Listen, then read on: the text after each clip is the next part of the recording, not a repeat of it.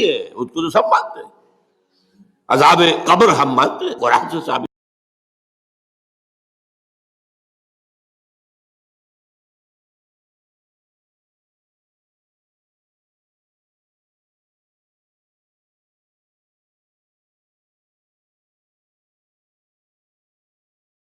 چوتھی زندگی شروع ہو گئی، عالم برزخ. وہ زندگی ہے، موت نہیں ہے، اس کو تو سب مانتے ہیں. عذاب قبر ہم مانتے ہیں، قرآن سے ثابت ہے. بعض لوگ یہ سمجھتے ہیں کہ سب قرآن میں ذکر نہیں ہے، غلط بات ہے. لیکن میرے پاس زیادہ وقت نہیں ہے. برزخ کے اندر زندگی کی ایک کیفیت ہے، اس کے اندر جیسے کہ ہمارے یہاں بڑی ویسے چھڑ گئی ہیں. حضور کی زندگی کیسی ہے؟ آیا ایسی ہے جیسے دنیا میں تھی یا اس سے کچھ مختلف ہے؟ تو میں کہا کرتا ہوں دنیا کی زندگی تو اتنی اچھی زندگی نہیں ہے. حضور کو جو زندگی ہے عالم برزخ میں، اس کا تو ہم تصور بھی نہیں کر سکتے.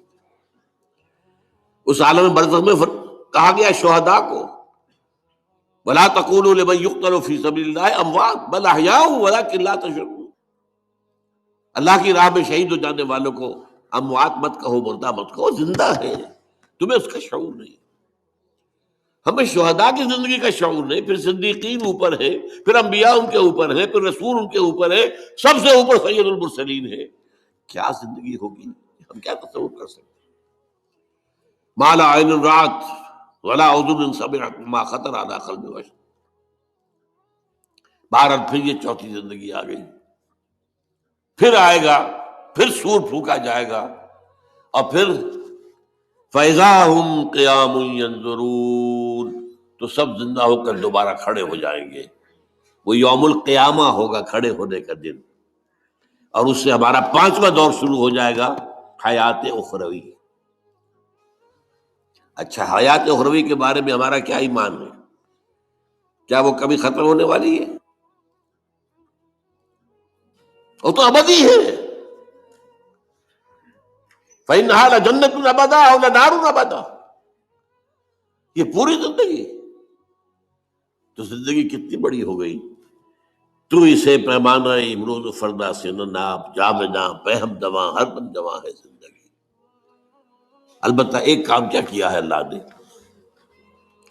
یہ جو دو موتوں کے درمیان زندگی آئی ہے، پہلی موت جو کہ ہم عالم ارواح سے اس کے بعد سلا دیے گئے، موت آ گئی نا، پھر اللہ نے کیا کیا. پھر جو ہماری موت آنے والی ہے میری اور آپ کی، ان دو موتوں کے درمیان ایک زندگی کا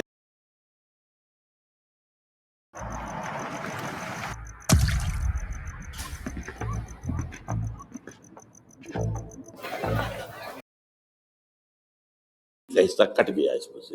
یہ لمبا پروسیس، وہاں سے وہاں تک مبدا و معاد، انا للہ و انا الیہ راجعون. اس میں یہ چھوٹا سا ہماری زندگی میں سے حصہ کاٹ کر اس سے ایک امتحانی وقفہ بنایا گیا. خلق الموت والحیات لیبلوکم ایکم احسن عملا. اس نے زندگی اور موتیں تخلیق کی ہیں تاکہ تمہیں آزمائے کہ کون ہے تم میں سے اچھے عمل کرنے والے. یہ امتحانی، اس کو بھی اقبال نے خوب کہا ہے، ملزم ہستی سے تو ابرا ہے مانند حباب، اس زیاں خانے میں تیرا امتحان ہے زندگی. اب امتحان 3 گھنٹے کا بھی ہوتا ہے تو وہ 30 سال کا بھی ہو سکتا ہے. یہ تو ایک کوانٹیٹیو ایلیمنٹ ہوا. امتحان امتحان ہے، ٹیسٹنگ از ٹیسٹنگ. یہ حیات دنیاوی امتحان ہے. ملزم ہستی سے تو ابرا ہے مانند حباب، اس زیاں خانے میں تیرا امتحان ہے زندگی. اس کے بعد جب ہمیں دوبارہ اٹھا دیا جائے گا، حساب کتاب ہوگا، اعمال کا جزا و سزا کے فیصلے ہوں گے، اور پھر یہ جنت اور یہ دوزخ. وَإِنَّهَا لَجَنَّةٌ أَبَدًا أَوْ لَنَارٌ أَبَدًا. یہ حیات ایک ایمان باللہ اور ایمان بالآخرہ. ایمان بالآخرہ کے ضمن میں پورے حیات انسانی کا ایک تصور جو ہے سامنے لانا ضروری ہے. اب آئیے،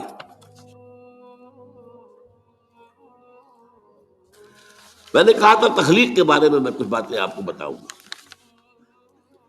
یہ جدید سائنس کے حوالے سے بھی بہت اہم چیزیں ہیں، اور یہ قرآن کے حکمت اور فلسفے کے لیے بدقسمتی ہماری یہ ہے کہ ہمارے جو فلسفی مسلمان ہوئے، ابن سینا ہو، فارابی ہو، کندی ہو، جو متکلمین ہوئے جنہوں نے عقل سے کام لے کر قرآن کی تفسیریں کی ہیں، امام راغب میں بہت بڑے مقام پر ہیں، اور ہیں بہت ہیں، کچھ صوفی مزاج صوفی ہے، فلسفی ہے،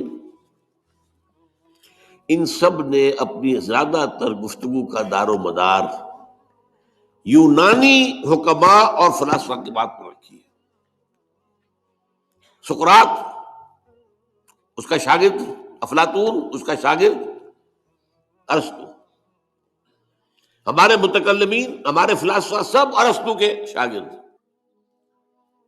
ہمارے صوفیہ اکثر و بیشتر افلاطون اور پروٹائنس، فلاطینوس ان کے شاگرد۔ لہذا مولانا روم نے بڑا شکوے کے انداز میں کہا تھا، چند خانی حکمت یونانیہ، تم کب تک یونانیوں کی حکمت پڑھتے رہو گے، یونانیوں کا فلسفہ پڑھتے رہو گے، یونانیوں کی میٹا فزکس، یونانیوں کی منطق؟ چند خانی حکمت یونانیہ، حکمت قرآنیہ راہم میں خاں، کبھی ذرا قرآن مجید میں جو حکمت دی گئی ہے، جو فلسفہ دیا گیا ہے، جو حقائق بیان کیے گئے، کبھی ان پر توجہ کرو۔ اللہ تعالیٰ توفیق دے۔ میری دلی آرزو ہوگی کہ آپ میں سے جو ذہین لوگ ہیں، ظاہر بات ہے کہ یہ میدان ہر شخص کا نہیں ہے، حضور صلی اللہ علیہ وسلم کا جو افرادی انفرادی سطح پر انقلاب برپا کرنے کا پروسیس ہے، 4 الفاظ ہیں اس میں ٹاپ پر آتا ہے حکمت، یتلو علیہم آیاتہ یزکیہم ویعلمہم الکتاب والحکمہ، حکمہ، یہ تعلیم محمدی صلی اللہ علیہ وسلم، تربیت نبوی صلی اللہ علیہ وسلم، اس کی سب سے اونچی منزل ہے تعلیم حکمت۔ ظاہر بات ہے کہ ہر شخص اس کا اہل نہیں ہوتا، یہ اللہ تعالیٰ نے ظاہر بات ہے سب کو ایک جیسا نہیں بنایا ہے، جسمانی قوتوں کے اعتبار سے بھی فرق و تفاوت ہے، ذہنی صلاحیتوں کے اعتبار سے بھی فرق و تفاوت ہے۔ جن لوگوں کے اندر یہ فلسفہ اور حکمت کا ذوق ہو وہ اس معاملے میں آئیں، سوچیں، پڑھیں۔ میری یہ چند باتیں ہو سکتا ہے کہ ان کے لیے چشم کشا ثابت ہو۔ وہ کتاب اس وقت میری جو ہے ایجاد و ابداع عالم، وہ آؤٹ آف پرنٹ ہے، موجود نہیں ہے، انشاءاللہ جلدی ہی پرنٹ کروا لیں گے دوبارہ۔ دیکھیے تخلیق کا مرحلہ اول عالم امر ہے، اللہ کا ایک حکم کن، انما امرہ اذا اراد شیئا ان یقول کن فیکون۔ اس کن سے ایک نور پیدا ہوا ہے، ویری سٹل، لطیف، حرارت کوئی نہیں، خلق نور، یہ نور اللہ، یہ پہلی شے ہے جو پیدا ہوئی ہے۔ حکم ایک کن، یہ عالم امر ہے۔ اس نور سے پیدا کیے گئی تمام ارواح انسانیہ، تمام ملائکہ، ملائکہ کے بارے میں حدیث موجود ہے، قرآن مجید میں ذکر نہیں ہے، حدیث میں ہے۔ حضرت عائشہ رضی اللہ تعالی عنہا سے مسلم شریف کی روایت ہے کہ ان اللہ خلق الملائکہ من نور، یہ عالم امر ہے پہلے جو پیدا کیا گیا ہے، ایک نور، بسیط نور، لطیف نور، اس نور سے ارواح انسانیہ، انہی میں ایک روح محمد بھی تھی نا، جس کو نور محمد بھی کہا جا سکتا ہے۔ یہ لفظ جو ہمارے یہاں کہا جاتا ہے نور محمدی، نور اس لیے کہ روح نورانی ہے، ملائکہ نورانی ہے، اللہ نے فرشتوں کو نور سے پیدا کیا۔ اچھا، اب اس تخلیق کا دوسرا مرحلہ آیا۔ یہ پہلی تخلیق جو میٹا فزیکل ورلڈ کی ہے، دوسری تخلیق ہے فزیکل ورلڈ۔ ایک اور امر کن، اور اس سے ایک بگ بینگ پیدا ہو، یہاں سے سائنس شروع ہوتی ہے۔ اس لیے کہ وہ جو پہلا معاملہ ہے وہ سائنس کے دائرے سے باہر کا ہے، ارواح ہو ملائکہ ہو، کچھ سائنس کے دائرے سے باہر، وہ عالم امر ہے۔ یہ عالم خلق شروع ہوا ہے اب، اور عالم خلق اور عالم امر میں ایک بڑا بنیادی فرق جان لیجئے۔ عالم امر میں اللہ کے کسی حکم کے تعمیل میں کوئی لمحہ صرف نہیں ہوتا، کن فیکون، کن فیکون، نو ٹائم ایلیمنٹ۔ یہی وجہ ہے فرشتے کو عرش سے زمین تک آنے میں کوئی وقت نہیں لگتا، روح کو بھی کوئی وقت نہیں لگتا۔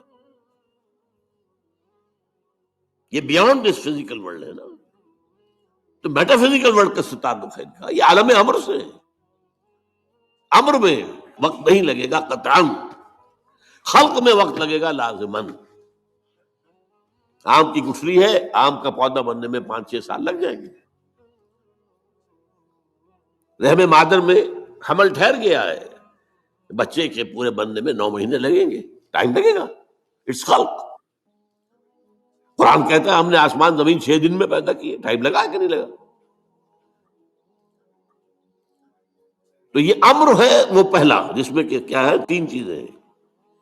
اللہ کا نور جو بہت لطیف ہے، وہ خزانہ ہے، اسی سے بنی ارواح انسان کی، اس سے بنے فرشتے۔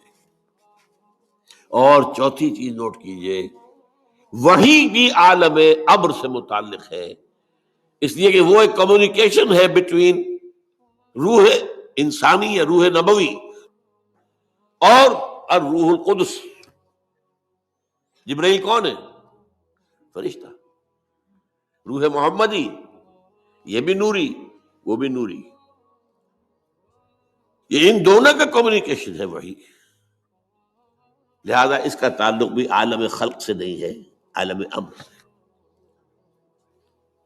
بہت پیارا شعر کہیں کہا ہے، کس کیفیت میں کہا ہے میں نہیں سمجھ سکتا۔ نغمہ وہی ہے نغمہ کہ جس کو روح سنے اور روح سنائے۔ روح محمدی نے سنا ہے، اس کان سے نہیں سنا حضور نے، یہ نوٹ کر دیجئے، کبھی پڑھیے حقیقت وہی نامی کتاب مولانا سعید احمد اکبر آبادی کی۔ وہی کی حقیقت کیا ہے؟ وہی براہ راست قلب پر جاتی ہے، اس کان کے واسطے سے نہیں جاتی۔ یہ کان عالم خلق کا ہے، قلب عالم امر کی شے، روح کا مسکن ہے، وہاں روح ہے، روح محمدی ہے۔ فَإِنَّهُ نَزَّلَهُ عَلَىٰ قَلْبِكَ، اس کو اے نبی اتارا ہے اس فرشتے نے آپ کے دل پر براہ راست۔ تو نغمہ وہی ہے نغمہ کہ جس کو روح سنے اور روح سنائے۔ جی دوستو، جیسے کہ آپ لوگوں نے آج کی ویڈیو دیکھی ہے اور امید کرتا ہوں کہ ویڈیو آپ کو پسند بھی آئی ہوگی۔ جیسے کہ ڈاکٹر صاحب نے بیان کیا ہے عالم برزخ کے بارے میں، بہت ہی بہترین بیان کیا ہے۔ دوستو ہم دعا کر سکتے ہیں کہ اللہ تعالیٰ ڈاکٹر اسرار احمد کو جنت میں اللہ تعالیٰ اعلیٰ مقام عطا فرمائے۔